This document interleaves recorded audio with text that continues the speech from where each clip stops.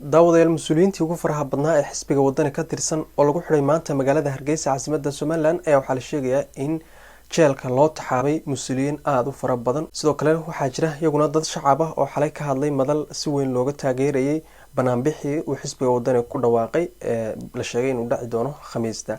waxaa jira warar kala duwan oo kasoo baxaya in dad shacab ah oo goobta xalay hadal ka jeediyay ayaa waxaa la sheegay in si gaar ah loo soo qabtay oo markaas jeelka loo taxaabay, inkastoo mas-uuliyiintan la cadeeyay in markaas iyagana qudhooda jeelka loo taxaabay. warar kala duwan ayaa kasoo baxaya oo la xidhiidha in mas-uuliyiintii ugu faraha badnaa xisbiga wadani la xidhay.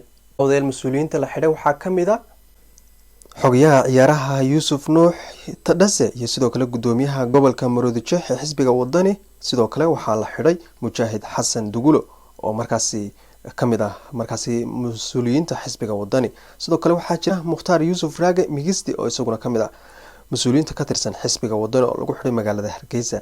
ciidanka Somaliland sidoo kale waxay xidheen muwaadin lagu magacaabo Xasan Dugulo oo xalay madal taageero loogu muujinayay banaanbaxa mucaaradka ayaa yiri habluhu waa inay surwaal soo xidhaan oo ay markaasi timaana soo xirtaan si maalinta banaanbaxa ay halkaasi markaasi dareenkooda ugu muujiyaan. waxaa la sheegay in mas-uuliyiin intan ka fara badan lagu raad joogo oo la doonayo in la soo xidho. waxaa jira banaanbax ay xisbiga mucaaradka ee wadani iyo sidoo kale xisbiyada mucaaradkuba ay ku dhawaaqeen oo ay doonayaan in ay dareenkooda ku muujiyaan, inkastoo xukuumadda markaasi talada haysa ee kulmiye Muuse Biixi Cabdi uu hogaamiyo ay arintaasi diidan tahay.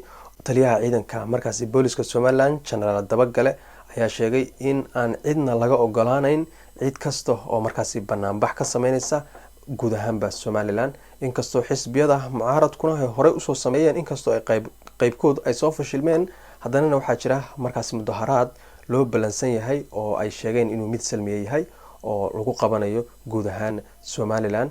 inkastoo magaalada Burco uu dhawaan ka dhacay, haddana waxaa jira banaanbaxyo intan ka fara badan oo ay doonayaan xisbiyada mucaaradku inay sameeyaan dareenkoodana ku muujiyaan. daawadayaal wixii warar ka soo kordha halkan ee dib soo gelin doona muuqaalkana si share gareysay. fadlan waxaan idinka codsanayaa YouTube-keena Hogol News iyo sidoo kale page-keena Cabdiweli Nadaara. YouTube-kana subscribe noo saartaan, page-kana follow iyo sidoo kale like. waad ku mahadsantihiin.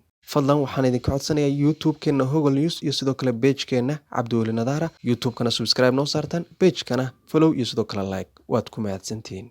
fadlan waxaan idinka codsanayaa YouTube-keena Hogol News iyo sidoo kale page-keena Cabdiweli Nadaara. YouTube-kana subscribe noo saartaan, page-kana follow iyo sidoo kale like. waad ku mahadsantihiin. fadlan waxaan idinka codsanayaa YouTube-keena Hogol News iyo sidoo kale page-keena Cabdiweli Nadaara. YouTube-kana subscribe noo saartaan, page-kana follow iyo sidoo kale like. waad ku mahadsantihiin. fadlan waxaan idinka codsanayaa YouTube-keena Hogol News iyo sidoo kale page-keena Cabdiweli Nadaara. YouTube-kana subscribe noo saartaan, page-kana follow iyo sidoo kale like. waad ku mahadsantihiin.